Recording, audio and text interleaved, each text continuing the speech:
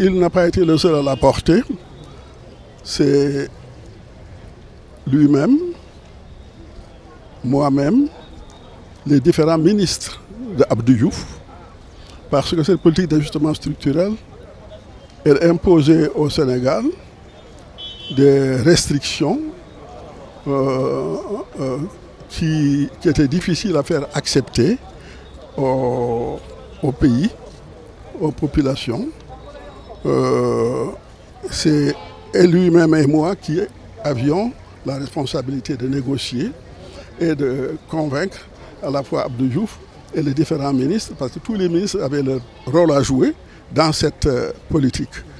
Et ça n'a pas été facile, mais on a fini par le faire.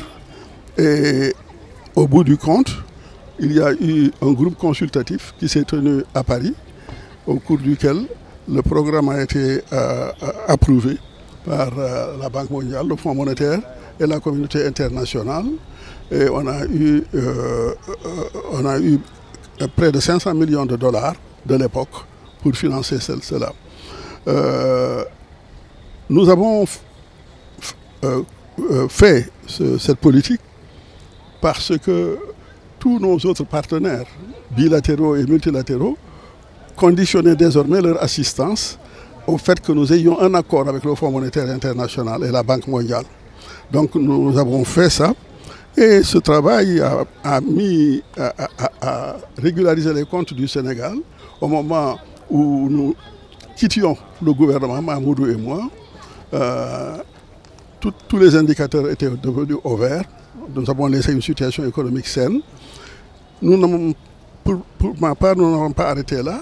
Ensuite, nous avons travaillé auprès des Nations Unies pour que les Nations Unies interviennent auprès du Fonds monétaire international et de la Banque mondiale pour leur faire comprendre que leur politique d'ajustement structurel avait pour victime la population.